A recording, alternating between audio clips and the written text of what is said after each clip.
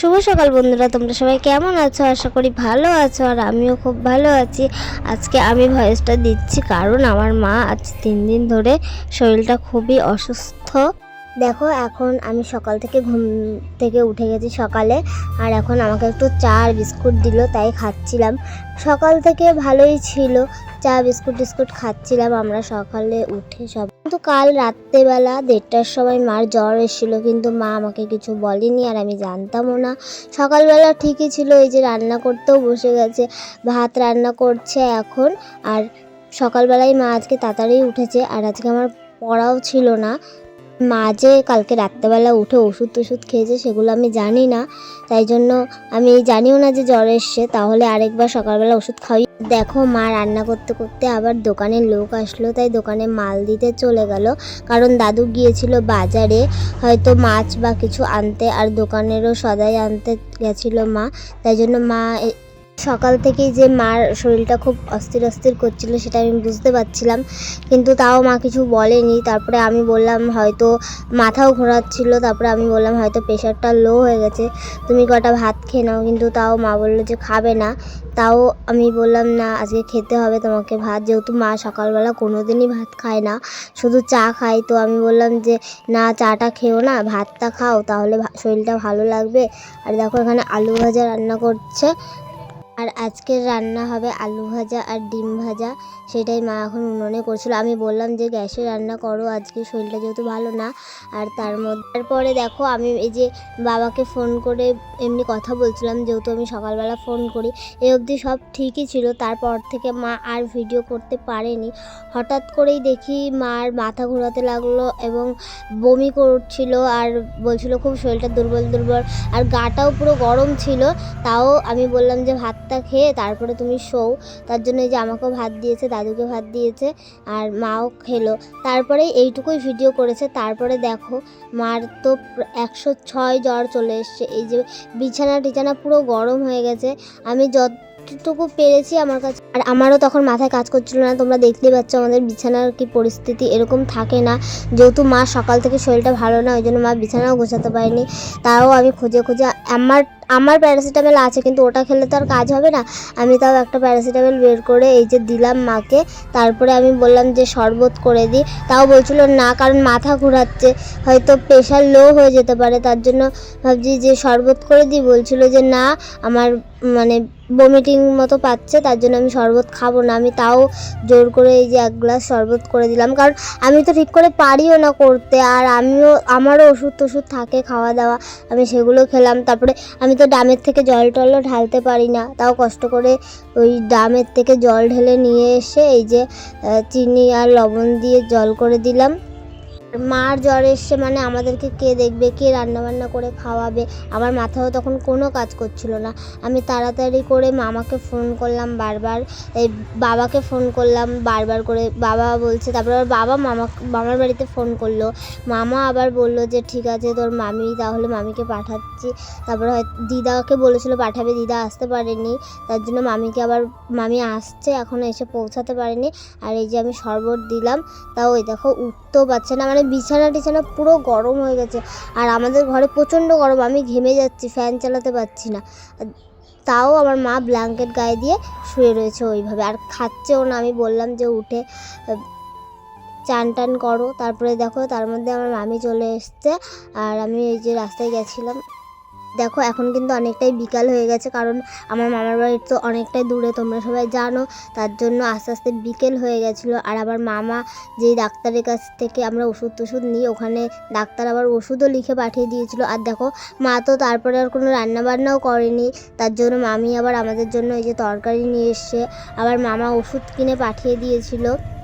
তাই জন্য যেহেতু দাদুও ভাত খায়নি দুপুরে, আমিও ভাত খাইনি, তাই জন্য এই দেখো কতগুলো ওষুধ কিনে পাঠিয়ে দিয়েছে মামা, যে এই ওষুধগুলো এখানে অ্যান্টিবায়োটিক আছে, যে খেলে। তার মধ্যে গা হাত পাটাও খুব ব্যথা ছিল, জানি না কেন। আর আমি প্যারাসিটামল খাইছিলাম, তারপরে এই যে একটুখানি ঠিক ছিল, তাই জন্য এই যে মামি ওষুধটা খাইয়ে দিল। আমার মার অনেক দিন ধরেই ভিতরে জ্বর ছিল, কিন্তু মানে আমি বলছিলাম যে আসতো অল্প জ্বর। আর ওই ডাক্তারটা খুবই ভালো, আমরা সবসময় ওই ডাক্তারটাকেই দেখাই সবার। আমার আমার যখন আগে টনসিল ফুলেছিল তখন ওই ডাক্তারটা আমাকে ওষুধ দিয়েছিল। দেখো মামি আসতে না আসতে, যেহেতু মা ভাত খায়নি, কেউ আমরা ভাত খাইনি, সেই সকালে অল্প কটা খেয়েছিলাম, তাই জন্য মামি চা করে দিল মাকে, আর কটা ভাত ছিল আমি খেয়ে নিলাম তরকারিটা দিয়ে। আর দেখো কত বাসন ছিল আমাদের বাড়িতে, যেহেতু মা কোনো কাজ করতে পারেনি সকাল থেকে, আগের দিনের বাসনটা ছিল রান্নাবান্না যা করেছে, তাই মামি দেখো এই বাসনগুলো এখন মাজবে বসে বসে। তারপরে অনেক কাজ পড়েছিল, জামা কাপড় অনেক পড়েছিল, এগুলো মামি ধুলো, এসে ঘর বাড়ির অবস্থা খুবই খারাপ হয়েছিল, সেইগুলো সব ঝুড় দিল মামি, এসে গ্যাস ট্যাস পরিষ্কার করলো। আর যেহেতু রাত্রেবেলা তো রান্না করতে হবে, তাই জন্য এখন থালা বাসনগুলো পরিষ্কার করছে।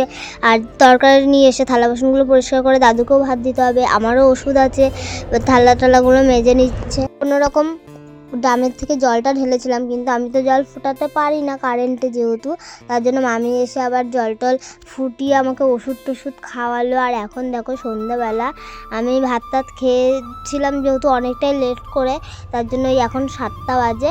মামি হলো কি চা করে নিয়ে এসে সবার জন্য, আজকে আমার পড়া ছিল না, দাদুকেও চা দিয়ে এসছে মামি দোকানে। আর যেহেতু মার শরীরটা এখন একটু ভালো আছে, তার জন্য মানে ওষুধটা খাওয়ার পরে ব্যথা ট্যাথা কমেছে, গা হাত পা অ্যান্টিবায়োটিক খাওয়ার জন্য, তাও দেখতেই পাচ্ছ মার শরীরটা দেখেই বুঝতে পারছো তোমরা, তাই বললাম যে খেয়ে নাও। আর দাদুকেও দিয়ে আসলো, আর আমরা ওখানে 3জন নিয়ে বসলাম চা। তারপর দেখো চাটা আমরা সবাই মিলে খেলাম। তারপর মামি বললো যে রাত হয়ে গেছে, রাতে রান্নাটা তো করতে হবে, কারণ মা যেহেতু রান্না করেনি, তাই দেখো মামি আবার এদিকে সোয়াবিনটা সিদ্ধ বসিয়ে দিয়েছে, কারণ সোয়াবিন করবে। আর এদিকে কিন্তু ভাতটাও বসিয়ে দিয়েছে, আর এদিকে সোয়াবিনের জন্য মশলাটা মানে করবে, তাই রসুনগুলো ছুলিয়ে নিচ্ছিল। আর এই যে দেখো সোয়াবিন রান্না করছে মামি এসে, আর মা কিছুই করতে পারেনি, ক্যামেরাটা আমিই করেছি। আমি ক্যামেরাটা করতে চেয়েছিলাম, কিন্তু মা ক্যামেরা করতে দিচ্ছিল না আমাকে, তার জন্য আমি আর করিনি ক্যামেরা। আর এই দেখো মামি ফুল নিয়ে এসছে, যেহেতু এসছে ফুলটা আবার দিতে হবে জমা, তার জন্য এই যে মামি এসে রান্না টান্না করে এখন আবার ফুল কাটতে বসে গেছে। আর দেখো আমার মা তো সবসময় ভয়েস দেয়, আমি তো এইসব পারি না করতে, তাও আজকে দিচ্ছি, যেহেতু মার শরীরটা ভালো না, ওর জন্য কালকেও আমরা ভিডিও পোস্ট করতে পারিনি, যেহেতু মার শরীর ভালো ছিল না। এডিটিং তো মাই করে, আমি তো করতে পারি না, আর তার জন্যই আজকে ভয়েসটা দিচ্ছি। জানি না হয়তো ভালো হচ্ছে না, জানি আমি, কারণ আমি ভালো দিতে পারি না ভয়েস, তাও তোমরা দেখো যদি ভালো লাগে ভিডিওটা। আমি এই প্রথমবার ভয়েস দিচ্ছি কালকে, তার জন্য আমি বললাম যে কালকে যেহেতু ভিডিওটা পোস্ট করিনি, তোমরা সবাই টেনশন করবা, তার জন্য আমি বললাম যে আজকে আমি ভয়েসটা দিয়ে আমি করে নিই। আর দেখো এখানে আমরা ভাত খেতেও বসে গেছি, মামি কলে ছিল, তাই আমি বলছিলাম যে বসো এখানে। আর এখন মামি যেহেতু অনেকটা কাজ করলো, রান্নাবান্না করলো, তাই মা বললো আমি ভাতটা বেড়ে দিই, কারণ মামি সেই বিকালবেলার থেকে দুপুরবেলা না খেয়ে মামি এসছে তাড়াতাড়ি করে শুনে, তারপরে তার জন্য আর কি এসে পর না খেয়ে দিয়ে, যেহেতু আমাদের কাছে রান্না করাও ছিল না খেতে, তাই জন্য মামি সব কাজ টাজ করেছে, তাই জন্য মা বললো আমি এখন ভাতটা বাড়ি। আর দেখো আজকে রান্না হয়েছে, তোমাদের তো বললাম সয়াবিন হবে, সয়াবিন আর ভাত, আর ওই যে চাটনি নিয়ে এসেছিলো মামি, আর ওই যে শুক্তো নিয়ে এসেছিলো, আমি তো দুপুরবেলা অল্প খেয়েছিলাম। আর জানো তো আমার মা আর মামির মধ্যে পুরো বোনের মতনই মিল, মানে যেরকম 2 বোন হয় সেরকমই মিল। দেখো ঠান্ডা ভাতটা মা নিয়েছিল বলে, আর গরম ভাতটা, আমি এখন হাসছি, গরম ভাতটা আর কি মামিকে দিয়েছিল বলে মামি থালা নিয়ে দেখো টানাটানি করছে যে গরম ভাত আর ঠান্ডা ভাত মিলিয়ে খাবে, যেহেতু মার জ্বর এসছে, তাই মামি বলছে যে না আমি ঠান্ডা ভাতটা খেয়ে নিচ্ছি। আর ভাতের মধ্যে দেয়নি, কারণ আমার তো ঠান্ডা ভাত খাওয়া বারণ আছে, ডাক্তার খেতে না করেছে, তাই জন্য ওটা আর ভাতের মধ্যে দেয়নি। আর আমি বললাম দাও আমাকে। চলো বন্ধুরা, আজকের ভিডিওটি এই পর্যন্তই। কেমন লাগলো অবশ্যই ভিডিওটি জানিও। আমি প্রথমবার ভয়েস দিলাম, ভালো লাগলো একটা লাইক করো, আর কেমন লাগলো কমেন্টে জানাতে ভুলো না কিন্তু। চলো আজকের মতো এই পর্যন্ত, টাটা, গুড নাইট, সকলে ভালো থাকবে ও সুস্থ থাকবে।